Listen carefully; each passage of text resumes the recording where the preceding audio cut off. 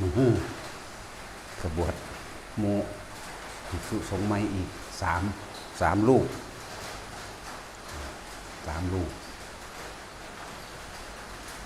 ภาษาไทยวางใดล่ะภาษากลางมะรืนนี้บะ มะรืนนี้มีการบวชเพิ่มขึ้นมาอีกในมือเนาะวันที่10เนาะที่10โอ้ยการบวชมันของง่ายเด้เป็นของเฮ็ดได้ยากขนาดถ้าบ่มีภิกษุนักบวชเป็นผู้ทรงสืบทอดศาสนาไว้นี่หายไปนานแล้วเด้จากนี้แหละจึงบอกว่าศาสนาบุคคลหรือศาสนาก็อาศัยใจคนนั่นแหละสมมติว่าบ่มีภิกษุนักบวชหรือหมู่สงฆ์ทั้งหลายนี่บวชศาสนาไว้เนี่ยศาสนาวัตถุหมายถึงวัดว่าอารามต่างๆก็สิลื้อล้างไปคือเขาบ่ได้เห็นค่ามันได้ซั่นก็สิถูกทุบถูกทำลายไปนั่นแหละเหมือนกันแหละครับในประเทศอินเดียประเทศเนปาลมุนอินเดียเนปาลถูกลื้อล้างไปบ่ได้มีความหมายหยังเด้เพราะว่ามันบ่มีหมู่เราภิกษุสงฆ์เป็นผู้บอกถึงความสำคัญแต่ละอันแต่ละอย่างคือยังต้นไม้อันเป็นเรียกว่าศาสนาวัตถุอันเป็นสัญลักษณ์ของคำว่าพุทธศาสนาจังซี่ถ้าบ่มีภิกษุสงฆ์นักบวชบอกว่าต้นโพนี่เป็นต้นไม้ตรัสรู้ของพุทธเจ้าเด้อจังซี่ก็สิบ่ฮู้จักหยังเลยก็คิดว่าเป็นต้นไม้ธรรมดาก็ตัดทิ่มบ่มีประโยชน์นะเอาล่ะต้นโพนี่ต้นสร้างนาวนี่พระพุทธเจ้าองค์นี้นี่คือเฮาเว้าอยู่เดียวนี้คือจังบอกกล่าวอยู่เดียวนี้ต้นสร้างนาวนี่ต้นไม้ตรัสรู้ของพุทธเจ้าอโนมทัสสีเด้อนะต้นวาต้นไม้พุทธเจ้าของพระโกณฑัญญะพุทธเจ้าเด้อต้นกากระทิ่งพุทธเจ้าองค์นี้ไผ่ใหญ่พุทธเจ้าองค์นี้ต้นประดูเป็นพุทธเจ้าองค์นี้ถ้าบ่มีผู้ภิกษุสงฆ์นักบวชเป็นผู้บอกผู้แนะนำให้สอนให้ศาสนาพุทธศาสนาก็เสื่อมคลายมาไล่สิ้นไปแล้วจากบ่ล่ะนี่แหละเรื่องว่ามันสำคัญที่ตัวบุคคลผู้สื่อแท้มันกับพุทธเจ้าที่เพิ่นเคยบอกไว้อยู่ถ้าบุคคลใดผู้มีศรัทธาในธรรมะศรัทธาในความจริงศรัทธาในคำสอนอันเราตถาคตได้บอกไว้ดีแล้วนี่ตรัสไว้ดีแล้วนี่ก็ให้โกนหัวโกนผมและหนวดเข้ามาบวชในพุทธศาสนาเถิดเนี่ยทำอันเรากล่าวไว้ดีแล้วหรือว่าบ่มีภิกษุสงฆ์เลยเฮาสิจินตนาการออกบ่นี่ว่าบ่มีหยังเลยวัดว่าอารามต่างๆที่เคยมีมาก่อนมันก็สืบมาบ่ได้เท่าซุมื้อนี้เด้แม้นสิเอาก้อนหินใหญ่สร้างคนใดก็สร้างมันสิบ่มีความหมายในใจคนเลยไงนั่นแหละสิบ่มีความหมายในใจคนเนาะถ้าเขาเห็นหยังเนาะก็พากันหาถูกทำลายถิ่นคือหนังสืออันเป็นพระไตรปิฎกหนังสือผูกใบล้านสิมาเขียนไว้สิพากันเอามาเฮ็ดแนวออยไฟถิ่นเบิดเนี่ยมันสิเป็นจังซี่เด้นะครับสถานที่อันนี้ตรัสรู้สถานที่อันนี้ประสูติสถานที่อันนี้แสดงธรรมจักรสถานที่อันนี้ปรินิพพานสิบ่มีไผฮู้เลยเป็นธรรมดาไปเลยเป็นทั่วไปนะถึงว่าความสำคัญของภิกษุนักบวชมีความสำคัญมากอยู่เด้อหรือว่าผู้ใดก็สร้างที่ทำให้บุคคลผู้มีศรัทธาอยู่ในการบวชสืบทอดพุทธศาสนาเดี๋ยวไปพยายามทำลายให้พระเจ้าได้ซึกออกไปหรือขาตายลักษณะนี้ความบาปกรรมนั้นยิ่งกว่าเผาวัดลอยวัดอยู่เด้แต่ว่าเพราะศาสนาจริงๆก็คือใจคนเกิดจากบุคคลเด้เหมือนกันตะกี้พระพุทธเจ้าเพิ่นตรัสรู้ออกมาแล้วเพิ่นก็บ่ได้อาศัยสถานอื่นๆเด้ก็อาศัยธรรมที่เพิ่นรู้แจ้งเห็นจริงโดยพระองค์เองแล้วนำออกมาแสดงจังเริ่มมี จังเริ่มมีจังเริ่มฮู้ว่าอ๋ออันนั้นต้นโพธิ์ตรัสรู้อันนั้นต้นไม้ประสูติต้นสาระเป็นที่ประสูติจังซี่เฮาจังรู้จักความสำคัญของต้นไม้นั้นก็อาศัยคนผู้นั้นเด้เฮาจึงให้ความสำคัญกับภิกษุนักบวชมันเจ้าสิได้หยังบ่ได้หยังก็ช่าง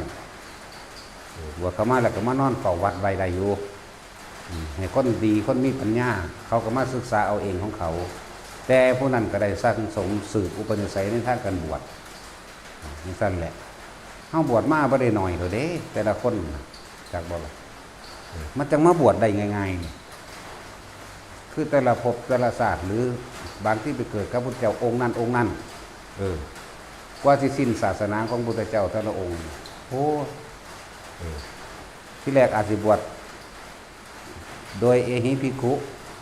โดยพระพุทธเจ้าบวชให้แต่ว่าบ่สำเร็จตายก่อนบัดนี้ปลายศาสนามาเกิดอีกก็ได้บวชในศาสนาพุทธเจ้าองค์เก่าบวชอีกอยู่นี่เป็น10เทื่อ20เทื่อก็ยังมีเด้นั่นแหละสั่งสมเรื่อยคนบ่มีวาสนาจริงๆคนบ่สั่งสมอุปนิสัยก็เรียกว่าวาสนาเลยทางโลกมันสิเว้าอีกแบบนึงแต่นั่นว่าคนที่บ่ได้สั่งสมอุปนิสัยวาสนาทางบวชมันสิบ่ได้มีใจคิดสิอยากบวชหรืออยากเข้าวัดเลยพุ่นแหละสิบ่มีใจอยากเข้าเลยแล้วแต่ส่วนมาวัดจังหันในเพียงครั้งเดียวหรือส่วนไปใส่บาตรในเพียงครั้งเดียวก็สิบ่เฮ็ดเลยเด้นั่นแล้วนั่นเป็นจังว่าสั่งสมเอาพวกเฮาเกิดมาพบพอแล้วโตบุคคลคือพระพุทธเจ้าโตบุคคลตายแล้วแต่ว่าโตธรรมยังอยู่โดยอาศัยภิกษุสงฆ์นี่แหละเป็นผู้สืบทอดมาผู้ใดประพฤติหัดปฏิบัติตามธรรมตามที่เพิ่นแสดงไว้แล้วผู้นั้นก็ได้รับผลของการปฏิบัติของตนเองบ่ได้เกี่ยวกับไผว่าพวกเฮายังโชคดีอยู่ถือว่าเป็นคนมีบุญพร้อมแล้วล่ะร่างกายก็สมบูรณ์อาการครบ32ตาหูจมูกเรียกว่าสมบูรณ์ดีพร้อมหมดแล้วนั่นสิปล่อยให้ตัวเองขาดโอกาสไปเห็นหยังเนาะคุณบอกว่าการบวชเป็นของที่เฮ็ดได้ยาก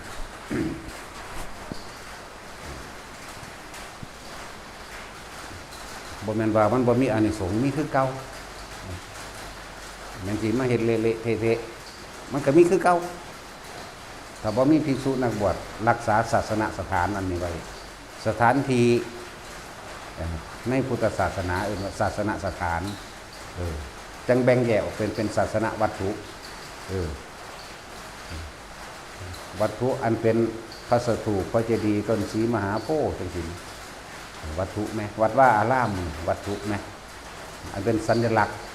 แนวทางของผู้รู้เรียกว่าศาสนาพุทธหรือศาสนาวัตถุแห่งพุทธศาสนาให้ความสำคัญตรงนี้ถ้าจึงให้ความสำคัญกับมูลนักบวชให้ความสำคัญอยู่ถ้าบ่มีพวกนี้สืบไว้ก็เสื่อมเลยกริงคะถ้าบ่มีตัวบุคคลกริงตัวบุคคลเอื่นว่ากริงคะตัวบุคคลผู้สืบทอดศาสนานี่อย่างอื่นสิบ่มีความหมายคือโบราณสถานต่างๆที่ว่ามาแต่บ่มีผู้ใดผู้หนึ่งยกขึ้นมาแล้วก็บอกบรรยายความหมายต่างๆความสำคัญต่างๆก็สิบ่มีใครรู้พวกเฮาลองจินตนาการมาเลยถ้าบ่มีหมู่ภิกษุสงฆ์เดียวนี้อย่างอื่นบ่มีความหมายเลยนั่นแหละถึงบอกว่าสำคัญที่ตัวบุคคลนั่นน่ะมากที่สุดแต่อันอื่นๆก็เป็นเครื่องประกอบก็อาศัยสะเก็ดมาสู่เปลือกมาสู่กระพี้จังสิเข้าถึงแก่นใด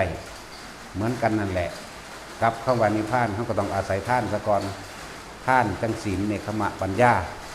วิริยะขันติสัจจะอธิษฐานเมตตาจนถึงอุเบกขาจิตที่ถูกโลกกระทำกระทบแล้วบ่หวั่นไหวเข้าสู่คำว่าอุเบกขาว่างทั้งเบิดเหลือว่างเบิดเห็นสุญญตามั่งเห็นอนัตตามั่งก็ว่าไปว่าผู้ใดไปจับภิกษุสงฆ์ที่เพิ่นบวชโดยศรัทธายังมีความศรัทธาในคำสอนอยู่แต่ว่าความผิดพลาดหรือพลาดพลั้งไปแล้วก็ยอมรับอยู่กับเป็นไปอยู่แต่ไปจับศึกจังซี่ยิ่งกว่าเผาวัดบาปกรรมนี่ยิ่งกว่าเผาวัด เขาวัด100 วัดยังบ่สู้เอาคนที่มีศรัทธาสึกเด้บ่ธรรมดาเด้แนวมันนี่บางคนอาจสิคัดแย้งว่าในหนังสือเล่มใดอยู่ในอภิธรรมนั่นแหละจะหาศึกษาเบิ่งเอาเองอยู่ในอภิธรรม7นั่นแหละหมวดพระด้วยว่าพระปุคราบัญญัตินั่นแหละอาภัพบุคคลเป็นแนวใดหรือว่านี่คือถ้าหลวงพ่อนี่ว่าเว้าว่านี่ต้นโพอันนี้ตะเกาเดิมที่มันชื่อว่าอาสัทธพฤกษ์บุรุษที่ไม่สมควรนี่ไม่อาจสามารถที่เข้าสู่โพธิบัลลังก์แห่งอสัทธพฤกษ์นี้ได้นั่นมีเฉพาะบุรุษเดียวที่สมควรเท่านั้นจึงสามารถที่จะนั่งการตรัสรู้ใต้ต้นสีมหาโพธิ์อันนี้ได้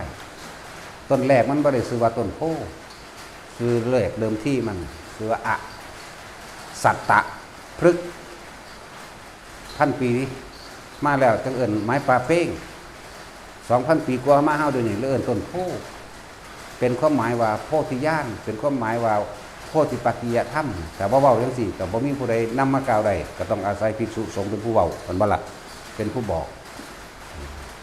นี่ไผสิฮู้จักบ่ว่าต้นไม้ว่ามักว่าที่เฮาเก็บกินหมากอยู่นี่เป็นต้นไม้ตรัสรู้ของพระพุทธเจ้าอีกองค์นึงต้นไผ่ใหญ่เป็นต้นไม้ตรัสรู้ของพระพุทธเจ้าอีกองค์นึงต้นสร้างนาวเห็นบ่ล่ะต้นแค่ฝอยต้นจำปาหมู่นี่เป็นต้นไม้ตรัสรู้ของพระพุทธเจ้าแต่ละองค์นั่นบ่น่ะแต่ว่าละบาดถ้าบ่คือสงฆ์เรานี่บ่ออกมาแสดงก็บ่มีไผรู้มันหลายต้นไม้อยู่เด้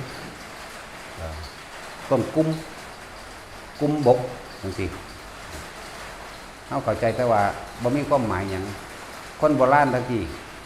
ก็เอามาเฮ็ดสมผักกินธรรมดาน่ะบ่จักหยังเนาะมันก็เป็นผักได้จังแหละจังว่าหลายอย่างบัดนี้เกี่ยวกับพาหนะออกบวชจังซี่เฮาก็ฮู้จักแต่ว่าเจ้าชายสิทธัตถะขี่ม้าเนาะแล้วขี่ช้างมีอยู่บ่บัดจังซั่นแล้วหรือว่าบางองค์เพิ่นก็ขี่ช้างย่านพาหนะในการออกบวชบางองค์ก็ขี่ช้างบางองค์ขี่ม้า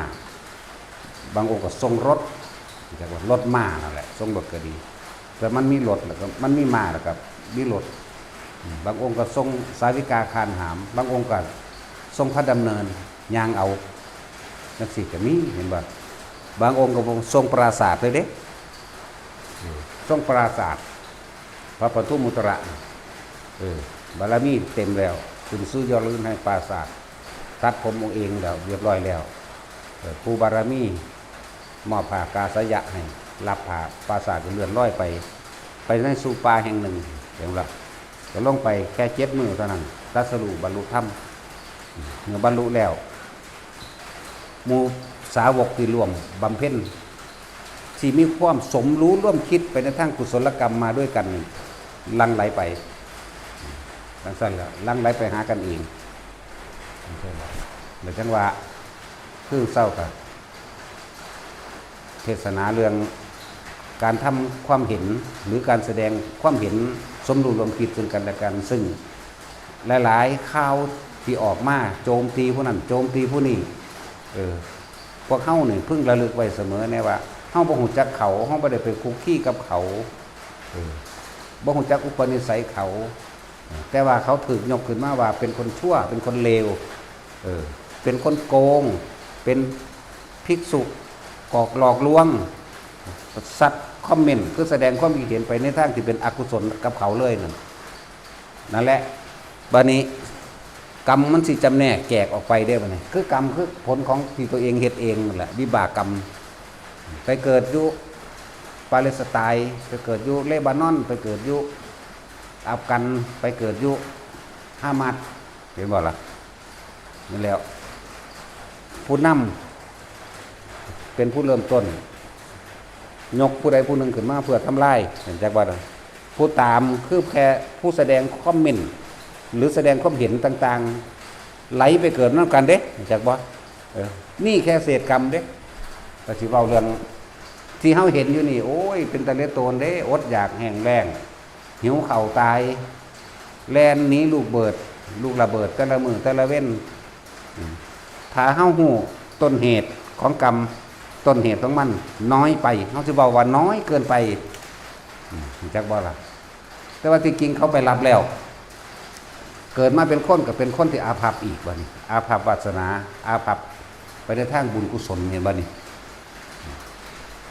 ก็เลยไปเกิดร่วมกันเพราะว่าพวกเจ้ามีความคิดเห็นร่วมกันเว้าทางนั้นว่าสมรู้ร่วมคิดแม่นบ่คือจังคนเล่นไฮโลนี่เจ้าไปยืนเบิ่งแม่นบ่เจ้าบ่ได้เล่นแต่ว่าเจ้าไปลุ้นอยู่นำเขาซื่อๆนี่ล่ะเนาะแท็กซี่ตำรวจมาเขาจับไปเบิดเด้น่ะว้ายบ่ได้เล่นกระสางเกี่ยวกับสมรู้ร่วมคิดนำกันมีในวงนั้นแม่นบ่ซั่นจังซั่นแหละเขาก็จับไปเบิดเหมือนกันแต่จังว่าพวกเฮาเฝ้าระวังรักษาความคิดตัวเองสิบ่ดีกว่าบ่สิไปแสดงความเห็นอีหยังไปในทางที่มันเสื่อมทำลายเจ้าของเองเด้นั่นน่ะเวลาเฮาโมโหนี่ผู้ใดเจ็บปวดก่อนเฮาคิดเบิ่งดีๆเด้อเวลาเฮาโมโหนี่ผู้ใดเป็นผู้ได้รับความเจ็บปวดเจ้าของเด้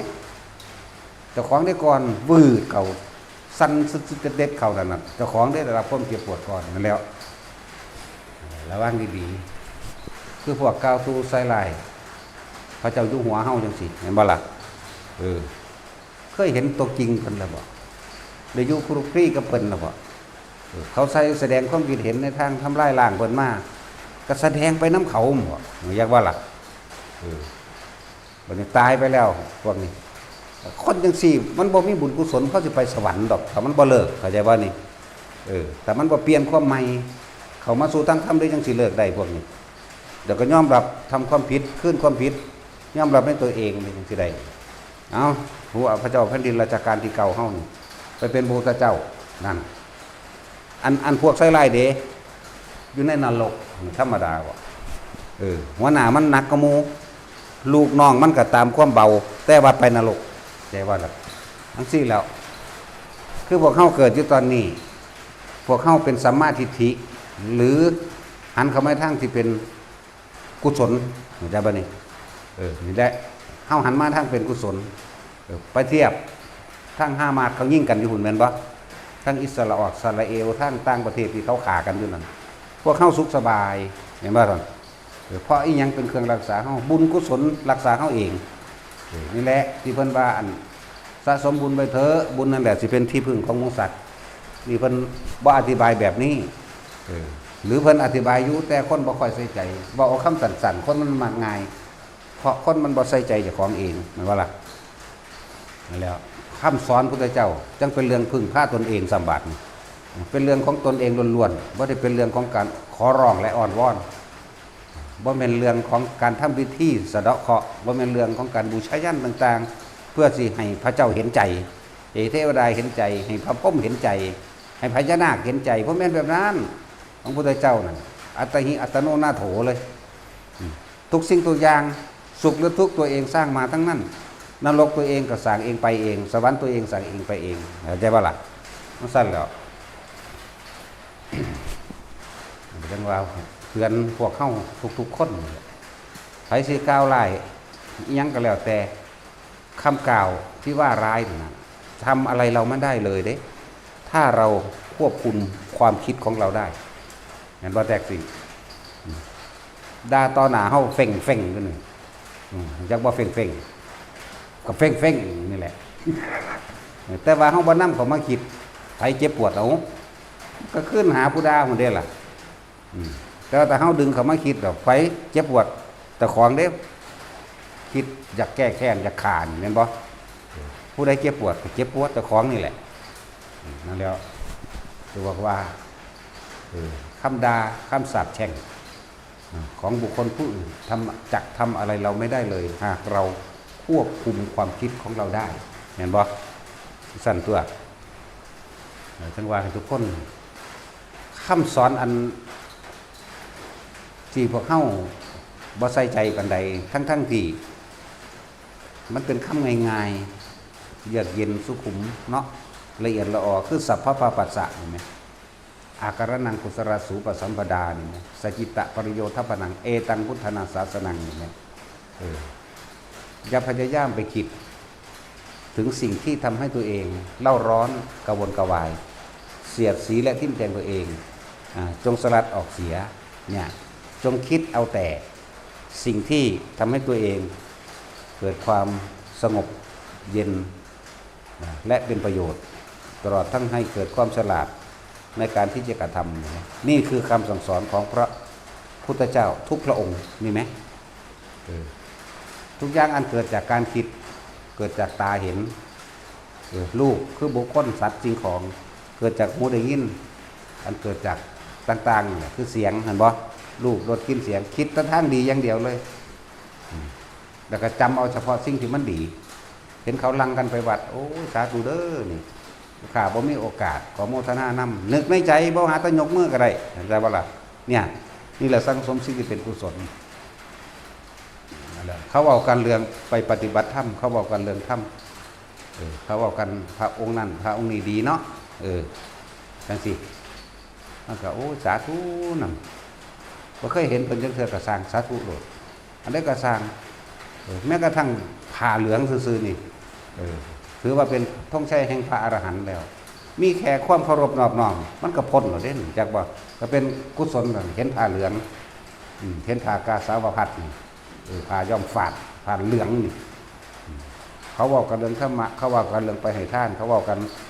เรื่องสวดมนต์บทนั้นบทนี้อันใดที่มันเป็นเขาบอกกันเรื่องที่เป็นกุศลสาธุนำนี่เลยเอิ้นว่าสังสมสิ่งที่เป็นกุศลแต่ว่าเขาบอกเว้าพื้นคนแนวนั้นแนวนี้ปิดหูปิดตาอย่างนี้โลดเข้าใจว่านี่นั่นแหละละอกุศลแบบนี้พวกว่าเคยสังสมเนี่ยเขาบอกเรื่องกุศลดีปานใดก็สร้างเด้สิไปหายกตัวอย่างบ่ดีจากที่ตัวเองสั่งสมไว้ได้หรือก็จะบ่นี่คือว่าเขาเอาเรื่องพระองค์นั้นดียังสั่งสิเอ้าทางนั้นญาพอนั้นญาทานคือพระเห็ดบุษัตเด้แม่นว่าล่ะแต่สั่นเนี่ยทั้งที่ว่าญาทานนั้นญาพอนั้นยังพระเห็ดตัวเองก็บ่ได้เคยไปเห็ดน้ำเขาซ้ำเด้แต่เอาไปยกมาเอาจากการได้ยินได้ฟังได้จำมาก็จะบ่นี่นั่นแหละมันเป็นของสำคัญเด้อันการได้ยินได้ฟังธรรมนะแล้วเราจึงสั่งสมเอาเฉพาะที่เป็นกุศลธรรมกุศลธรรมกุศลกรรมอกุศลธรรมอกุศลกรรมอย่านำเข้ามาพุทธเจ้าทุกพระองค์สอนไว้แล้วสั่งสมสิ่งที่เป็นกุศล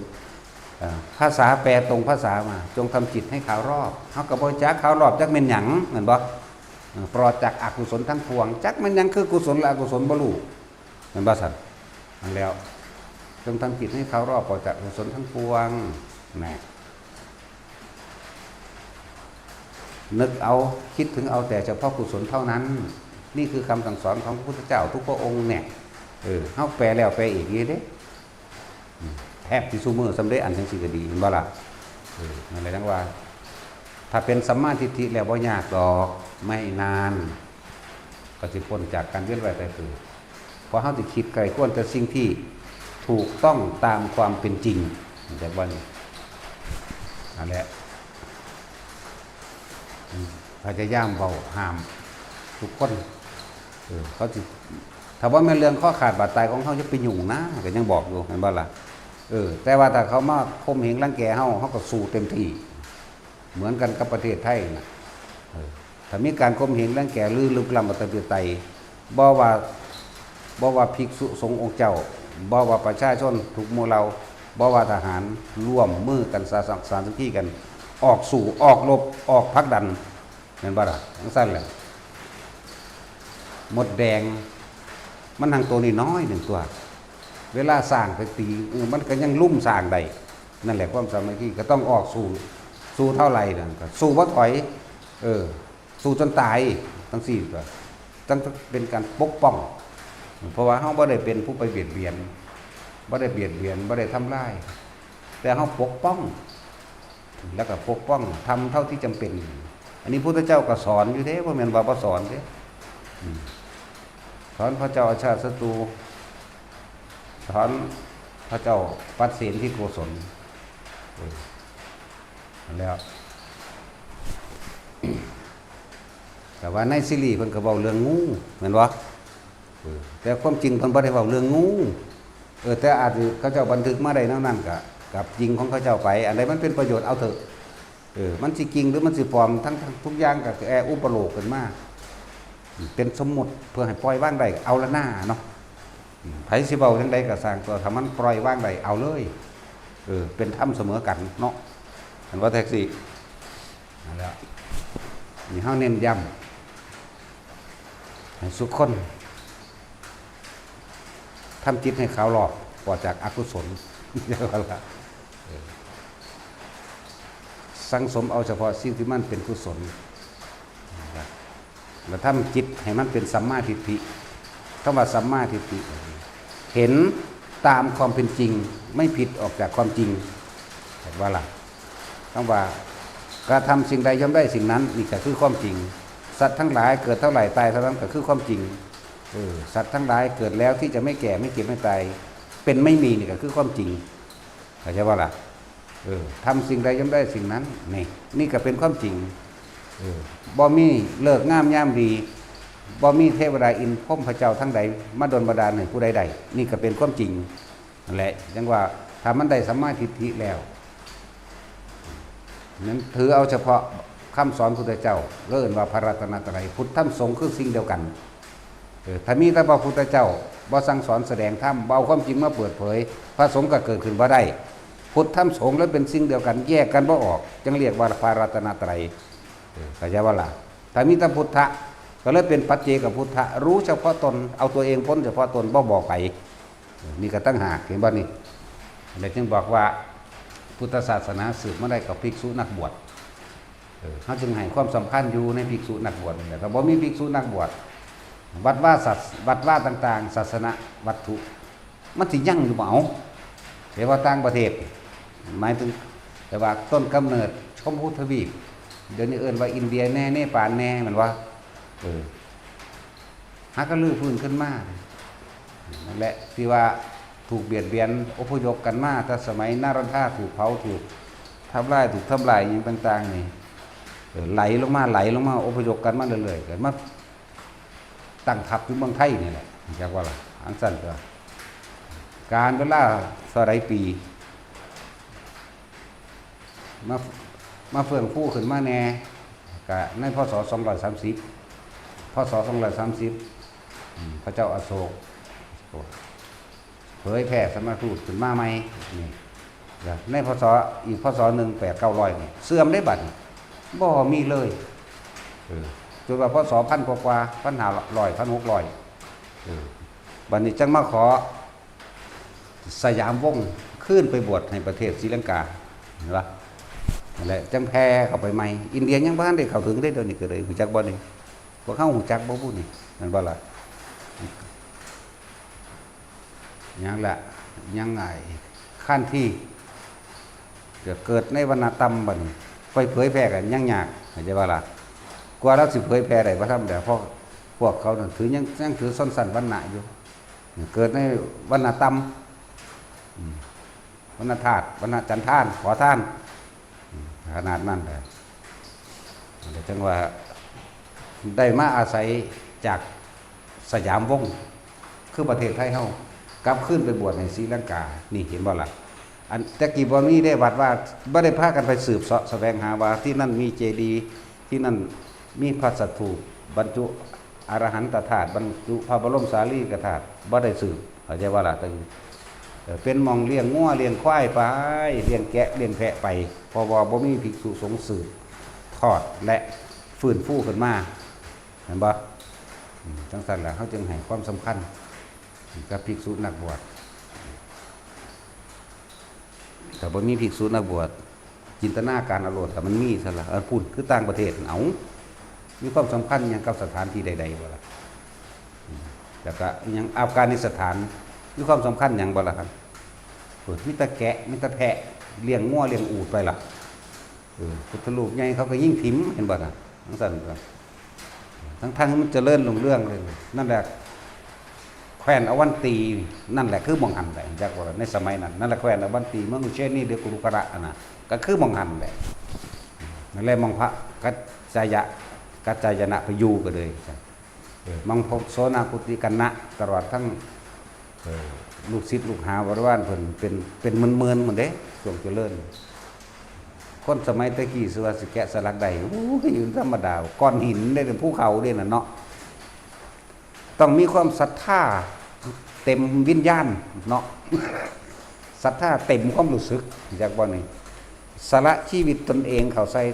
ตายค่าแกะสลักเพื่อระลึกถึงบุญคุณของพระพุทธเจ้าและแกะสลักพระพุทธรูปนั่นแหละนั่นล่ะ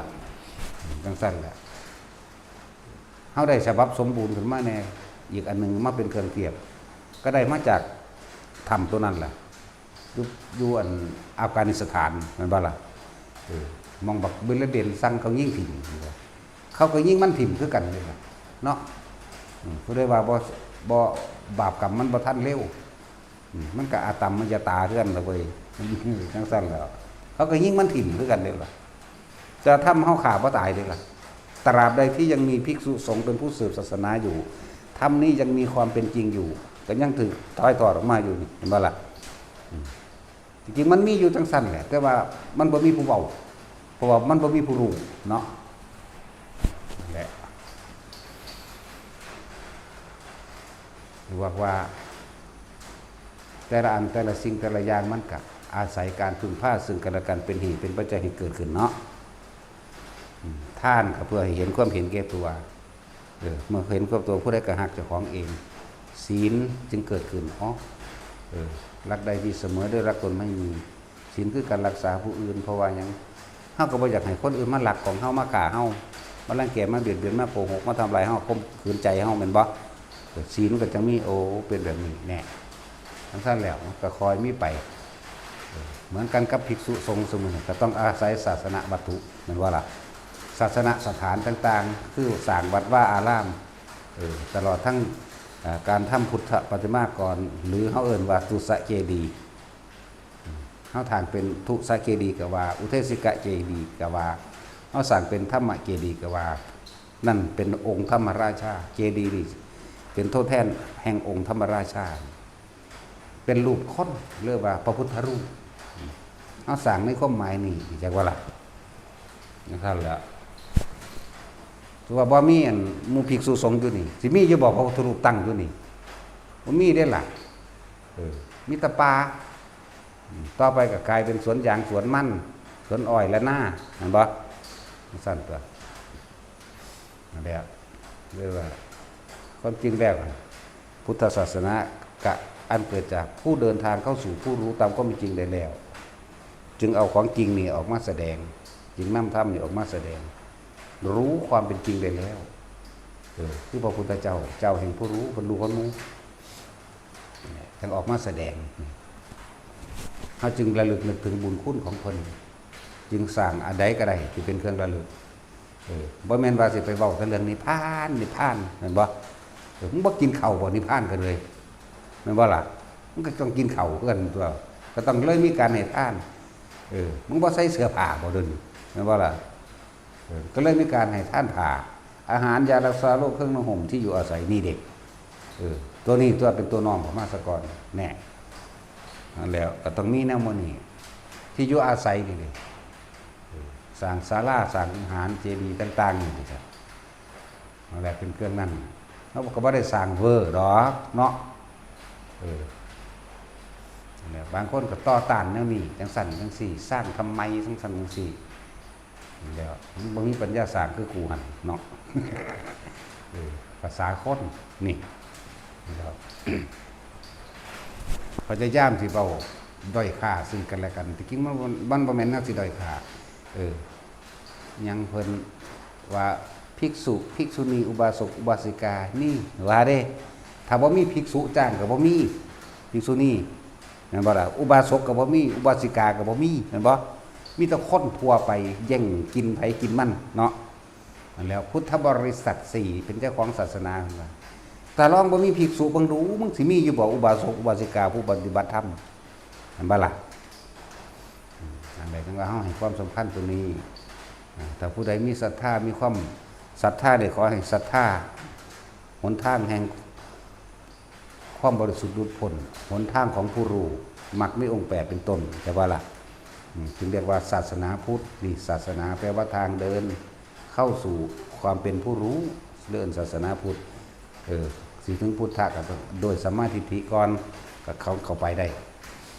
นั่นแหละจังที่เขาไปสู่ความจริงรู้ธรรมเป็นธรรมแล้วก็ผู้รู้ผู้ตื่นผู้เบิกบานนั่นแหละพุทธะธรรมะสังฆะอะไรว่าวันพุทธะเนี่ยบุคคลผู้นี้นี่ศาสดานี่บุคคลผู้นี้ศาสสะแปลว่าหนทางกับว่าแปลว่าความรู้กับว่าดามาจากคำว่าอัตตาจะว่านี่บุคคลผู้นี้ได้รู้แจ้งจริงตามความจริงแล้วจึงเรียกว่าศาสดาแห่งพุทธศาสนาอะไรว่านี่แล้วก็นำความจริงออกมาพูดจึงเรียกว่าธรรมคือความจริงบาลีผู้สืบทรงต่อธรรมคือพระสงฆ์เอิ้นว่าพุทธธรรมสงฆ์แล้วถ้าว่ามีสงฆ์มีแต่พระพุทธเจ้าสิ้นไปทั้งพุ่นตัวเพิ่นก็อายุน้อยๆนึงได้ล่ะเนาะก็เรื่อง45 ปีนึงได้ล่ะที่เพิ่นแสดงธรรมอยู่มั้ยแม่นบ่เข้าใจว่าล่ะอายุเพิ่น80อยู่แล้วตอนนั้นเพิ่นก็เป็นเจ้าชายมันก็มีลูกมีเมียอยู่มั้ยเนาะจังซั่นแล้วตอนเพิ่นบรรลุธรรมมาแล้วมาร่วมกันแล้วแค่45 พรรษา45 ปีตายซ้ำมันก็แค่45 ปีก็จบแล้วนะท่านนั้นโอ้ยประเทศไผดอกฮอดบ่ฮู้จักเนาะนั่นแหละฮอดบ่ฮู้จักคือเฮาบ่ฮู้จักพระปัจเจกอยู่เดี๋ยวนี้แหละเอาถ้าบ่มีอีหยังจริงๆนั่นน่ะบ่รู้เด้ว่าพระปัจเจกพระพุทธเจ้าองค์นั้นชื่อนั้นองค์นั้นชื่อนั้นนั่นบ่ล่ะแล้วอันนี้เฮายังพ่อมีเด้ตัณหังกะโรมหาวิโรเมตังกะโรมหายโสสนังกะโรภัสสนังกรพระทีปังกรไล่มานี่ยังน้อยก็28 พระองค์อยู่เลยล่ะนั่นบ่ล่ะยังน้อยเด้นี่ไล่มามันเสร็จแล้วจังภะกะกุสันโธภะโกนาภะกัสสปะจังซี่เฮาก็บ่รู้แต่บ่มีภิกษุสงฆ์สืบมาบอกมันบ่พุ่นแหละพระทีปังกรพระสนังกรพุ่นพระปทุมุตระพระอนุทัสสีหมู่นี่เอาไผสิรู้ได้นี่เหมือนกับเฮาบ่รู้ต้นไม้นั่นแหละหุ้ยหกแค่นั้นถางทิ่มซะหน้าแล้วบ่มีแนวระลึกนึกถึงพระพุทธเจ้าเนาะถ้าฮู้จักแล้วแบบนี้เอาต้นโพนั่นแล้วเป็นเครื่องหมายเป็นสัญลักษณ์เป็นเครื่องสื่อจิตคือความคิดสื่อเข้าไปถึงคุณงามความดีของพระพุทธเจ้าโมทนาบุญน้ำเพิ่นตลอดเฮายังโมทนาเอาเด้บุญกุศลอันใดที่องค์พระพุทธเจ้าหรือบุญกุศลอันใดที่องค์พระสัมมาสัมพุทธเจ้าทุกพระองค์ได้บำเพ็ญมาแล้วขอข้าพเจ้าจงเป็นผู้มีส่วนแห่งบุญกุศลอันนั้นเถิดสาธุนี่เฮาก็คิดเอาจังซี่นึงได้ล่ะก็คิดเอาตัวจะก็ยังว่าสังสมสิ่งที่มันเป็นกุศลเข้าใจว่าล่ะนั่นแล้วแต่ว่าทั้งพระพุทธเจ้าทั้งพระปัจเจกร่วมกันในพุทธเจ้าอริยสงฆ์สาวกของพระผู้มีพระภาคเจ้าพระองค์ใดทุกพระองค์พร้อมรวมเลยที่บำเพ็ญมาแล้วข้าพเจ้าขออนุโมทนาสาธุขอข้าพเจ้าจงเป็นผู้มีส่วนแห่งบุญกุศลนั้นเถิดสาธุก็ว่าไปในพุทธในธรรมในสงฆ์นั่นแหละในพระพุทธเจ้ากับพระสงฆ์นั่นแหละ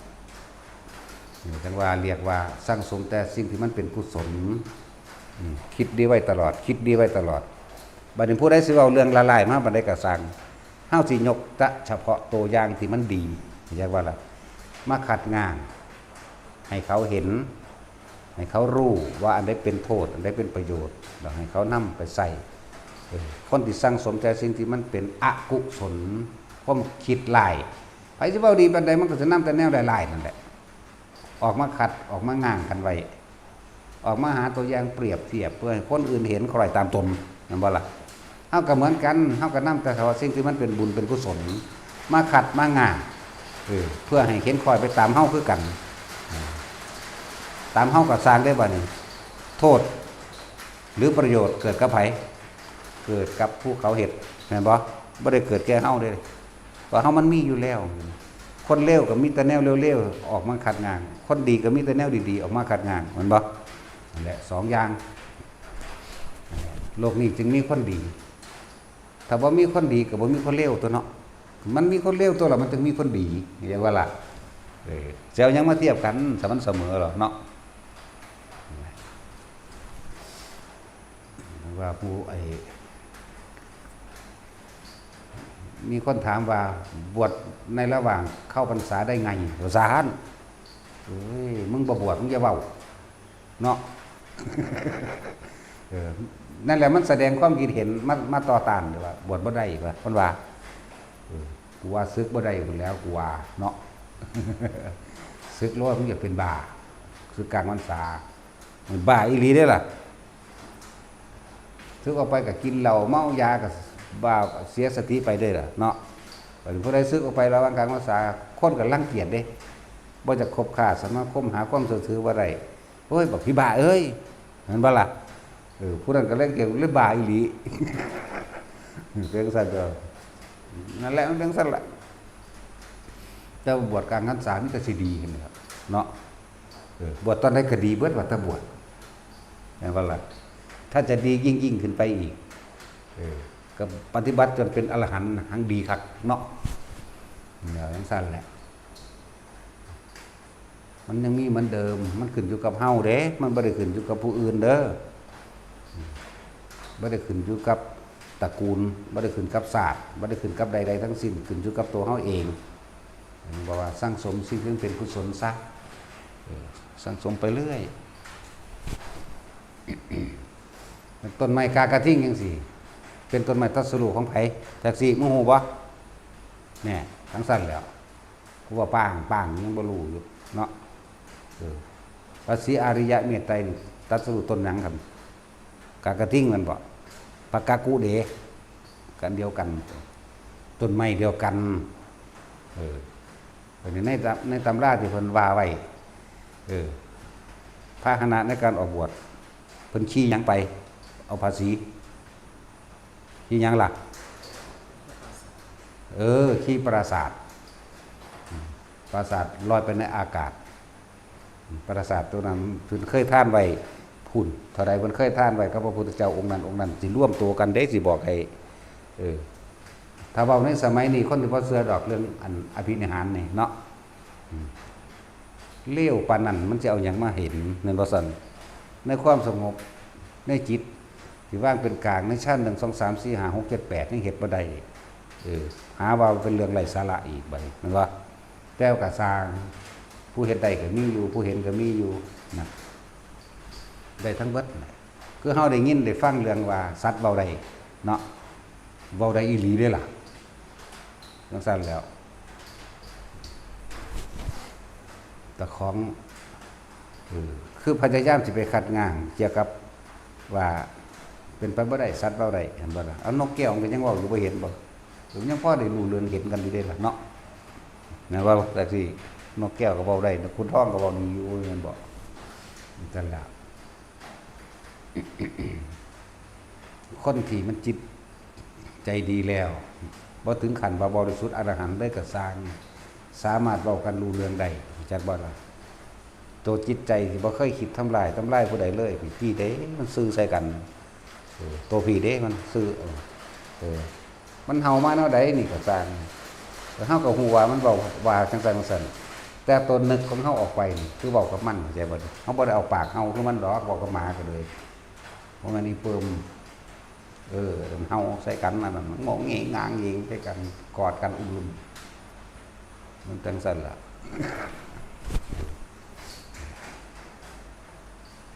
แต่ว่าแต่ของบ่ทันได้เข้าถึงจุดนั้นคือพวกเขาว่าเทวดาบ่มีก็บ่มีแล้วสู่บ่เคยทำสมาธิจักเทื่อ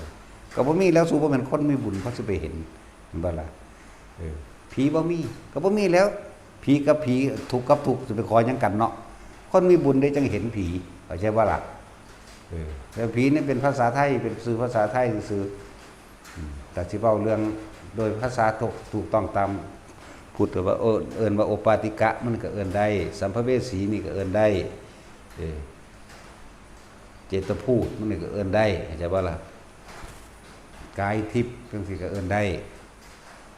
นั่นแหละ เฮาบอกให้มันเข้าใจภาษาซื่อๆดอกเดี๋ยวพวกนั่นมันสิมาท่วงเฮาพวกมันติดพวกยึดติดผีไม่มีในภาษาพุทธเจ้าบ่มีก็บ่มีแหละคนที่ภาวนาไปเรื่อยจิตสงบเย็นลงความสงบนั่นคือบุญความบอกเรารอดและกระวนกระว่ายนั่นแหละเอิ้นว่าบุญเกิดแล้วกุศลเกิดแล้วบุญกุศลเกิดบัดนี้พวก สัมภเวสีต่างๆหรืออาจจะเป็นเจ้ากรรมนายเวรหรือญาติอิหยังก็แล้วแต่มาขอส่วนบุญอยากได้บุญนำมันก็เลยปรากฏให้เฮาเห็นเข้าใจบ่ล่ะเปรตสัมภวะหรือสัมภเวสีมื้อนี้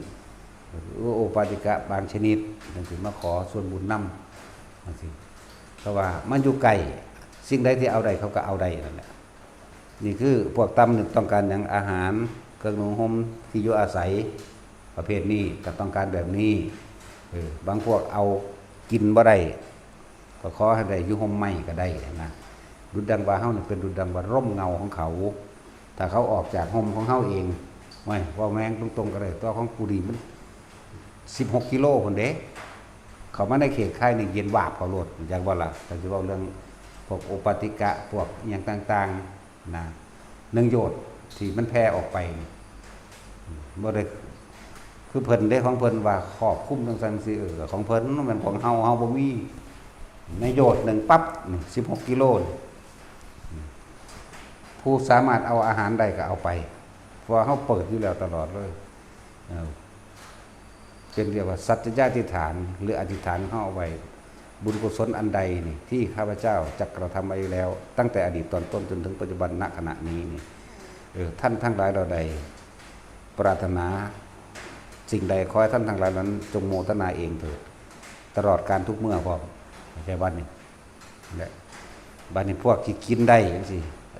เรื่องเว้าเรื่องท่านอาหารยารักษาโรคเครื่องนุ่งห่มที่อยู่อาศัยทุกอย่างเฮาทานมาแล้วผู้ใดเอาหยังได้เอาไปโลดเข้าใจบ่ล่ะนี่คือเฮาเรียกว่าพุทธาธิษฐานไว้ก็ว่าสัจจะอธิษฐานพุทธาธิษฐานสัจจะอธิษฐานไว้เปิดไว้บอกภาษาง่ายๆเปิดบุญไว้บุญอันใดก็สร้างมันเกิดจากกายวาจาใจนี่ว่าไปบางคนก็บางประเภทก็ต้องการมาฟังธรรมจากบนร่างกายเขาดีแล้วอิ่มดีแล้วสมบูรณ์ดีแล้วที่อยู่กันมีแล้วแต่ว่าต้องการฟังธรรมเนี่ยกับเขามาฟังธรรมบางพวกบ่มีเสื้อผ้าเอาเสื้อผ้าบางพวกบ่มีที่อยู่อาศัยก็เอาที่อยู่อาศัยบางพวกบ่มีกินก็เอากินบางพวกเฮ็ดหยังบ่ได้เลยกินหยังบ่ได้เพราะบาปกรรมบางอย่างมันกันไว้ก็แค่ได้อยู่ไกลอยู่ห่มเปรียบดุจว่าคนยางตากแดดมาในที่ธุระกันดารว้ายลองยางพาทะเลทรายเบิ่งแล้วมีต้นโพยังอยู่ต้นหนึ่งเบิ่งดูมันบ่แล่นใส่โลดแม่นบ่ล่ะแล่นใส่กุนๆโลดแล้วนั่งพิงเศร้าห่มเศร้าเมื่อยอยู่หั่นน่ะเหงื่อมันก็ยุบคือกันตัวคนนี่เนาะนั่นแหละจังว่าเขาเปิดไว้ตลอดว่า16กิโลโยชน์นึงจังซี่ทั้งเบิดนี่ก็ล้วนแต่แล้วเฮาสั่งสมเอาไว้เอาเองเลยบ่มีผู้ใดเฮ็ดให้เลยเนาะผู้ใดภาวนาไปเห็นรูปเห็นหน้าผีสังลางอยู่กับย่านเด้อน่าสงสารที่สุดจักว่าล่ะบ่ต้องไปเบิ่งต้นเหตุผลกรรมมันกับบ่ต้องไปเบิ่งคือหลวงพ่อหรอกบ่ต้องไปเบิ่งว่าเหตุใดคือเป็นเรื่องนี้หรอกมันสิสั่งจักว่าล่ะบางพวกก็เห็นตาเต็มอยู่เข้าใจบ่บางพวกก็เห็นตาเป็นตาซ่องเบิ่งเป็นหัวเป็นตาบางพวกก็เห็นแต่มือสาวมากบางพวกก็เห็นแต่ขาจังซี่บ่ต้องย่านจับล่มอย่างเดียวเขาจะเอาของเขาเองเข้าใจว่าล่ะจับล่มอย่างเดียวอยู่กับล่มอย่างเดียวมันจะเกิดเป็นเขาสิโมทนาของเขาเองดอกตอนเป็นมันบ่เฮ็ดเอาแต่ตอนตายแล้วมันที่ละตอนเป็นโอปาติกะแล้วตอนเป็นสัมภเวสีแล้วเปรตแล้วอยากได้แห้งอยากบ่นี่แล่นหาก็เห็นบ่เฮาไปเฮ็ดโรงทาน แบบเดียวกันมันสั่นแหละคนที่จิตตั้งมั่นดีแล้วแม้เพียงแค่ปฐมฌานเด้อลมหายใจกับอุณาโลมเกิดหูเฮาก็ได้ยินตาเฮาก็เห็นแม่นทั้งหลับตาและลืมตาแม่นภาพยังปรากฏขึ้นสิเป็นตาย่านก็ซั่นอย่าไปย่านเด้เปื่อยยำยางอยู่ก็อย่าไปย่านเด้ตะเลตนเด้พวกนั้นอันตัวเปื่อยๆต้องถามฮิปโปว่าฮิปโปเห็นประจำมันสินั่งคุบเข้าเบิ่งจังซี่ตาโบเด้ก็เดี๋ยวเฮ็ดตาหลุดลงมาก็สุกเอาใหม่ เขาก็โยนลงมาอีกแล้วก็ยิ้มใส่เพิ่นที่บัดนี้ ยิ้มใส่แหะเหนือแล้วก็ไล่ว่าพุ่นหันหน้าไปหาหลวงพ่อเพิ่นว่าเด้พี่น้องเจ้าของเนาะก็ให้มันเอาน้ำเจ้าของตัวเนาะอยากพยายามพี่น้องบ่ล่ะ ย่ำนี่เขาเอิ้นย่ำยามยาตัวเนาะสั่นแล้วพยายามเอาเด้อสั่นแล้วแต่คนมีบุญตัวเขาจึงไปหาจังสั่นตัวคนมีกุศลกับคนมีปัญญาจังบ่บุญอันเกิดจากการให้ทานรักษาศีลบุญอันเกิดจากการช่วยเหลือบุญอันเกิดจากให้ความอำนวยความสะดวกสบายหลายอย่างนี่บุญเกิดจากเพราะว่าเฮาบ่หวังผลนี่เฮาบ่แลกของเฮาบ่แลกของกุศลคือความฉลาดแนะนำอาชีพการงาน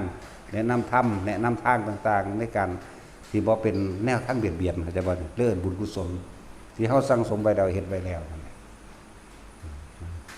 ไว้ทุกคนสั่งสมเอาไปเรื่อยๆถ้าบ่มี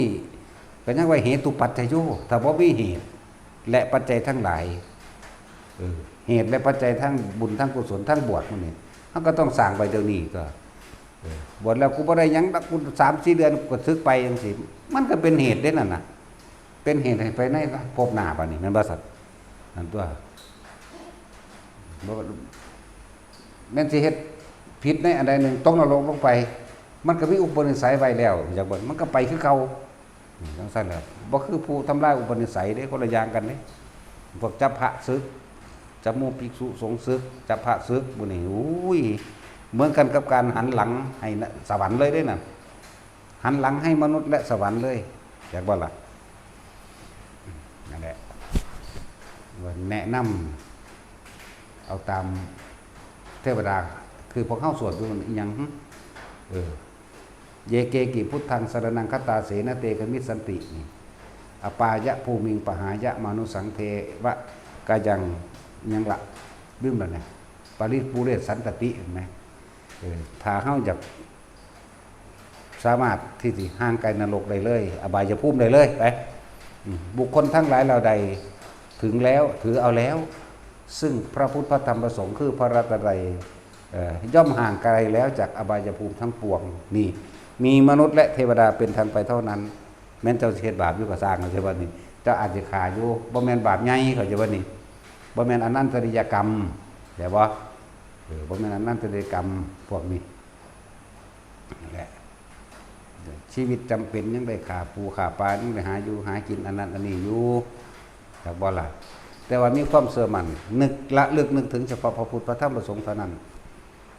บุคคลผู้นั้นย่อมห่างไกลจากอบายภูมิคือว่าเยเกกิพุทธังสรณังคตาเสนี่พุทธังสรณังบ่ยินบ่นี่คตาเสนเตกมิสันตินี่เนี่ยสันติแปลว่าหยังสงบระงับบ่แม่นบ่ห่างไกลบ่แม่นบ่อปายภูมิงกับอบายภูมิล่ะอปายภูมิงปหายะหมายถึงประหารหรือฆ่าตายหรือตัดขาดแล้วหรือห่างไกลมานุสังนี่มนุษย์เหรอเห็นบ่ดิเทหังนั่นคือเทวดาล่ะนั่นแหละจึงว่าเยเกกิพุทธังสรณังคตาเสนเตกมิสติอปายภูมิปหาจะมนุสังเทหังเทวะกยังปริปุเรศสันตติตินี่อันนี้เทวดาเขาเว้าเห็นบ่ดิก็ของทองอยู่เด้บ่ยินบ่จังนั้นก็ยังอันคำโค้งๆมันน่ะลืมแล้วนี่จังซั่นตัว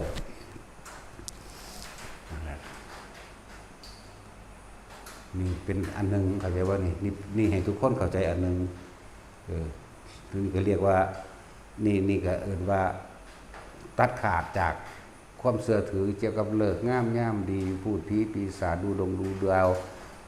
ขึ้นบ้านดวงบังไม้หรือว่าจงหรือว่าเจิมหรือว่าบะหรือว่าเบอะยังก็แล้วแต่สะเดาะเคาะสะแดะแขะบ่มีผีผ่าผีแทนผีบ้าผียังเฮาก็บ่ถือเอาเข้าใจบ่มันก็ขาดออกแล้วแต่ก็ทำไปเฮ็ดกินอยู่ปาสินอนมากก็ถือศีล5เอาตอนก่อนที่หลับตอนที่นอนก็ได้ตัว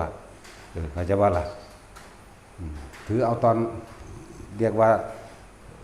เจตนาตวิรัตนี่ตั้งใจรักษาเอาเฉพาะตอนที่นอนตื่นนอนแล้วเลิกกันก็ได้ตัวมันว่าซั่นเอานี่สิบอกวิธีให้นี่กลางเว้นกูไปตึกแหกูไปกินนกกินไก่ปลา ล่าสัตว์ได้ใช่ว่าล่ะแต่ว่าบัดถึงนอนนี่ก็อรหังสัมมาสัมพุทโธภควาโลดแหละกราบพระแล้วพุทธังสรณังธัมมังสรณังสังฆังสรณัง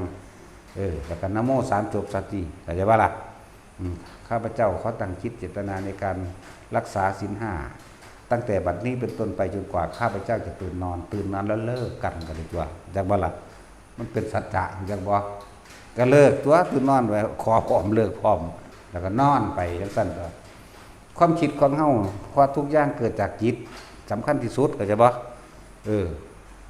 เฮาบ่มีแนวระลึกได้บาดนี่มันก็เลยระลึกแต่พุทธธรรมสงฆ์มันเลยไปทางสวรรค์เข้าใจบ่ล่ะเทวดาและมนุษย์เท่านั้นเด่นอย่าไปเฮ็ดเอานั่นแหละบาดนี้ยิ่งสิไปหยังกับผู้ปฏิบัติธรรมนั่นแม่นบ่ล่ะเป็นสัมมาทิฏฐิอย่างเดียวปฏิบัติธรรมไปพร้อมมันก็ถึงเร็วตัวนั่นแหละพวกภาวนาพวกจิตสงบแล้วแม้เพียงแค่ปฐมฌานเด้อวิตกวิจารปีติถึงความสงบตั้งมั่นดีแล้วเรียกว่าขั้นต้นกระจังมันขั้นที่2เดมีความสงบเป็นหนึ่งเรียกว่าปีติสุขเอกคตานั่นแหละมีความสงบนิ่งอยู่หูก็ได้ยินตาก็เห็นจมูกก็ได้กินดีแต่ว่าคิดบ่คิดบ่นึกเอาอาการปิตินี่แหละมาเป็นเครื่องยืนยันเจ้าของว่าเป็นผู้ทรงชั้นที่2เนี่ยก็เป็นว่าบุญแล้วเข้าใจบ่นี่ความสงบน่ะคือบุญแล้วนั่นแหละเอาแค่นี้แหละบ่ต้องแต่ตัว3อยู่องค์ลงคือดอกซึ่งหลึงอยู่หั่นแหละมันหูอยู่ในหั่นแหละแต่พูดถึงแล้วแม่นเฮาสิเห็นมือสาวมากก็สั่งบ่ต้องตกใจนิ่งอยู่กับอุณาโลมเลยผู้ชมทั้งสองผู้ทรงอยู่1ลมหายใจกับอุณาโลมไปเลยบ่ต้องสนใจนำเข้ามาคิดบางที่มันสิเป็นรูปหน้าขึ้นมาเป็นตาหน้าเป็นตาหัวบางที่ก็อาจจะเห็นแข้งข้างล่างขาลงมาบางที่ก็เห็นตาโตหัวขึ้นไปหรือเว้ารวมๆให้เข้าใจง่ายๆแต่ละมื้อแต่ละเว้นมันก็เห็นบ่คือกันดอกเป็นมันก็เป็นจำพวกเนาะเปรตก็ยังมี12ชนิดพุ่นเนาะแม่นบ่ล่ะนั่นแหละบ่ต้องย่านไม่ต้องคิดเราย่านอีหลีนั่นแล้วแม่นบ่ล่ะนั่นก็อยู่จังซั่นแหละบางทีก็มีแต่ตาสากลาบางทีก็มือสากลาซื่อบางทีก็มีแต่ขาบางทีก็เป็นโตมา2 โต 3 โตก็แล้วแต่นั่นแหละบ่ต้องย่านอยู่กับมันเดี๋ยวก็หายไปสุดนั้นมาผู้นั้นมาหายผู้นี้มาหายผู้นี้มาหายบางที่ก็เทวดามาจังสิก็มีเด้ทั้งท่านแล้วเฮาอยู่แต่เทวดามาเขาก็สิเหนือเฮาแน่อยู่ดอกจังซี่ด้วยเขาอาจจะปรากฏขึ้นให้เฮาเห็นโดดจังซี่นะแต่ว่าสวยงามก็บ่ให้ติดจักบ่ล่ะขี้เหร่เป็นซากอสุภะของเน่าของเหม็นหรือของซากที่น่ารังเกียจก็บ่ให้ขับใส่ไล่ทรงเด้ถ้าเอาแต่สวยงามแต่ขี้เหร่ก็ขับใส่เหมือนกันว่าล่ะคือไม่เอาทั้ง2อย่างให้รู้ให้ดูให้เห็นเฉยๆเด้ดูจังซั่นแหละนะบางทีก็เป็นพ่อเป็นแม่เฮาตาเทพบุตรมากก็เป็นนม20 ปีนี่แหละเทวดามาก็เป็นนม20 ปีประมาณนี้เหมือนกันอาจจะใส่สุดธรรมดาสุดขาวสุดอย่างคือคนแต่งสุดขาวธรรมดาถ้าบ่เต็มยศคือในหนังปานใดดอกบ่คือในหนังปานใดดอกเด้ออันพวกในหนังว่าเห็นเทวดาแต่งสุดใส่ชดงชดาพวกลิเกดอกอันนั้นเนาะแต่ว่าก็มีอยู่บ่แม่นว่าบ่มีถ้าเขามาหาผู้ทรงศีลทรงธรรมทรงฌานจังซี่เขาก็บ่ได้ใส่หมวกเด้อล่ะชดาล่ะคือหมวกเขานั่นแหละหมวกประจำตำแหน่งจักบ่ล่ะชดาสิได้หยังมันก็ดีเขาก็ถอดออกก็เลยเป็นสุดขาวธรรมดางามๆบางที่ก็ใส่คือสุดไทยแหมใส่แบบสุดไทยผิวเนียนสวยงามนั่นแหละแล้วตอนนี้ก็เอาผีไปก่อนเด้ออีเตี้ยเด้อผีเปื่อยๆไปหามันเดมาจับไหล่พร้อมมันเย็นจวยเขาใส่ไหล่เนาะเต้นโดงก็เลยอันนี้เป็นธรรมดานั่นก็เรียกว่าเป็นสภาพหรือสภาวะใส่กรรมอย่างหนึ่งอย่างบ่ใส่กรรม เขามีบุญแล้วเขาเลยต้องสดใสกับเจ้ากรรมในายเวรเลยว่าใส่กรรมก็ได้ถ้าความเจ็บปวดมันเกิดขึ้นเขาจะเอิ้นสภาวะเผากรรมว่าซั่นที่จริงเฮาว่าสภาวะใส่กรรมคือกันนั่นแหละเพราะว่าขันธ์5นี่เป็นตัวรองรับความเจ็บปวดทุกชนิดขันธ์5เป็นกรรมเก่าขันธ์5นี่คือตัวรองรับกรรมเก่าเลยล่ะอยากบ่ล่ะเจ็บท้องปวดหัวโรคภัยไข้เจ็บร่วมอยู่ในนี่เบิดมั้ยอยากว่าเขาจะว่าเผาก็เผามันสิไปแย่งกันเป็นหยังกันบ่ล่ะเป็นสภาวะที่ขันธ์5รับกรรมเก่าใช้กรรมเก่าเจ็บท้องปวดหัวคือสิระเบิดหายใจบ่เข้าตกดิ่งวูบยังก็แล้วแต่นะถ้าเฮาบ่คิดบ่สนใจมันใส่ได้เร็วจักว่าเฮาอยู่หม้องนี้เลยอุณาโลมเลยก็ได้ลมหายใจเข้ากับอุณาโลมก็ได้อย่านำหม่องมันเจ็บมันปวดถ้าว่าเพ่งหรือมันปวดตรงไหนหังปวดตรงนั้นล่ะคักแม่นบ่ล่ะแม่นบ่แท็กซี่มึงว่าปวดแม่มึงได้ปวดก็สิขาดออกตัวบัดสั่นดักดึกๆๆเข้าตัวตะกี้เฮาเล่นประเภทว่าเฮาบ่ขยับเด้ตะกี้เฮายังติดรูปแบบอย่างบ่นี่บ่ขยับนั่งอยู่เท่าใดมื้อก็สร้างบ่ขยับหูยสิว่ามันสิผ่านความปวดตัดออกไปได้มันพอแห้งอยู่มันเป็นมื้อพุ่นบัดนี้รู้จักเทคนิคมาแล้วบ่สนใจแล้วบัดกูสิจับตัวพี่อย่างเดียวบัดมันเวิร์บไปดอกนั่นแหละตะกี้บ่ขยับตะกี้เรียนแบบตะเทียนเหลี่ยมใหญ่นี่ตะกี้เทียนเหลี่ยมนั้นมันได้3ชั่วโมงเทียนอีกอันนึงมันได้ฮอด6ชั่วโมงพุ่นเด้ตั้งไว้ตะเทียนประดับกูบ่เลิกนั่นเป็นจังซั่นเด้ก็เลยว่าเดี๋ยวนี้บ่ตั้งแม่งหยังแล้วล่ะบ่ตั้งหยังพวกกันภาวนาเห็นผีเด้อมันบ่แม่นว่าเขามาหลอกเด้ผีจริงมันบ่หลอกดอกผีหลอกมันบ่จริงอย่างก็ล่ะพวกเทวดาทั้งหลายนั่นแหละเขาบ่ได้หลอกหรอกเขามาโมทนานำเฮาผีหลอกกันมันบ่จริงดอกเพราะว่ายังความคิดหลอกความคิดเจ้าของหลอกเจ้าของเองเข้าใจว่าล่ะตัวเองหลอกตัวเองมันทั้งสั้นแหละหลายแบบอยู่ดอกถ้าสิเว้านั่นบางที่มีมือเย็นๆคล้ายๆมือเย็นๆคล้ายกับมือจับน้ำแข็งมันจับขาก็จะไปสนใจดูเขาจะว่านี่จับไหล่เปะกลางหลังก็จะไปสนใจรู้สึกตัวพี่อย่าออกพยายามอย่าออกอย่าเอาความคิดออกจากลมหายใจกับอุณาโลมเท่านั้นมันหลายแบบนะโอ้ยเพราะสำนั้นมันเพราะสำอันมูนี่สำคนธรรมดานี่ว่าท่านไปถึงขัดวันสร้างแลนมาแท่งมาเหยียบหรือมีคนแปลงเป็นยักษ์ถือกระบองมาตีหรือเป็นดาบมาขาเฮาดอกนาว่าท่านประมาณว่าท่านถึงขั้นนั้นดอกถึงขั้นเสือโดดคุบใส่นี่จังสิก็ว่าท่านได้ถึงขั้นนั้นนะมันก็เป็นเสือล่มเบิดนั่นแหละเสือปลอมพวกนี้ก็เฮ็ดไปเรื่อยๆเดี๋ยวเฮาก็ชินเองดอกครับสิ่งเหล่านี้เห็นรู้เขาก็ชินเองเมื่อชินแล้วก็เฉยทันทั่วเห็นบ่ล่ะ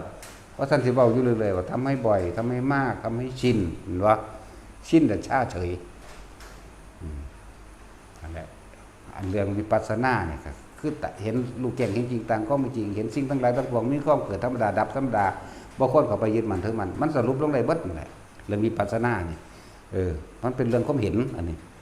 ทุกอย่างเกิดทุกอย่างดับเขาคนเกิดคนตายกูบ่เอากับมึงอีกแล้วกูบ่เกิดอีกแล้วนี่เข้าใจแต่เหตุจังใดสิอยู่ในปัจจุบันใดนี่มันบ่นั่นแหละจึงบอกว่าพยายามสร้างสมาธิไว้สมถะวิปัสสนาก็เป็นของคู่กันอยู่แล้วที่นี่เฮาก็อยู่โดยสมถะอยู่โดยสมาธินั่นเองจิตที่ถูกโลกกระทำกระทบแล้วย่อมไม่หวั่นไหวจังว่ามันก็จบทันตัวจักว่าอะไรแนวกระทบตาเห็นอันนั้นอันนี้นะเอิ้นว่ากระทบตาเห็นผีเห็นเปรตเห็นสารพัดหูได้ยินเสียงผีเสียงเปรตเสียงสวดมนต์เสียงดีเสียงเลวรู้จักว่าอะไรจมูกได้กลิ่นหอมเหม็นรู้กายสัมผัสร้อนหนาวยังสิว่ามานั่นแหละเย็นจ่วยก็มาก็ว่าไปเสียง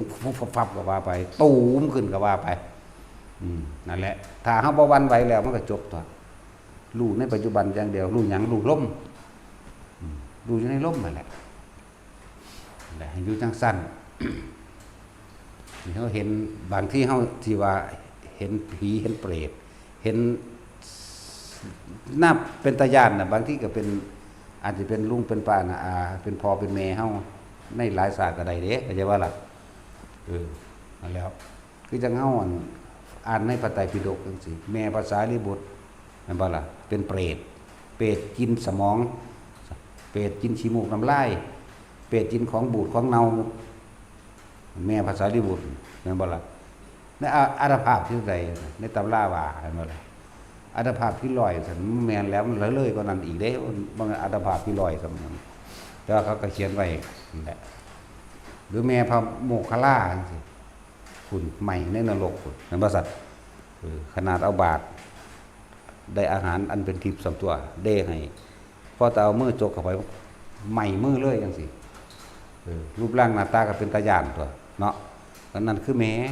นี่ก็แม่ภาษาลิบุตรอีกผู้หนึงขันอยู่ข้างระหว่างข้างแม่น้ำนั่นน่ะซั่นแล้วว่าเปรตสูงเปรตสูงไงพวกนี้บาปหลายพวกสูง88ศอกมั่ง80ศอกมั่งพวกนี้บาปหลายเลยมีร่างกายใหญ่นั่นแหละขันมันเปรียบเทียบคือขันหาวเขาว่าบ่เป็นขันหาเขาเป็นขันซีเรียกว่าล่ะคือมันต้องใหญ่ต้องรับความเจ็บปวดได้มากที่สุดจะบ่ล่ะไปทั้งสั้นเลยหิว